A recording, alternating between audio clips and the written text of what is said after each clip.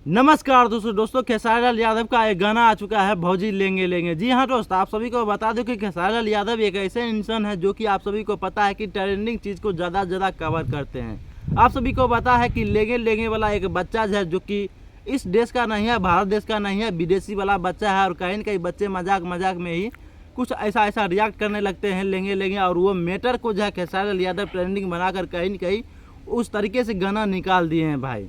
और भाई आप सभी को बता दो कि ये गाना सोशल मीडिया पर काफ़ी ज़्यादा वायरल हो रहा है। इस गाने का मैटर कुछ ऐसा है कि भौजी जा कुछ सामान वामान बेचते रहती है, और कहीं के उसके बाद खेसारी लाल यादव उसके पीछे काफ़ी लोग के साथ बोलते हैं कि तू तो लागे तारो की भौजी लेंगे लेंगे। जी हाँ दोस्त, कहीं कहीं उस लड़के से कंपेरिजन करने लगते हैं उस भौजी को खेसारी लाल यादव। जी हाँ दोस्त, आप सभी को बता दो कि इस गाने को गाने वाले इंसान का नाम है खेसारी लाल यादव और खुशी केकर।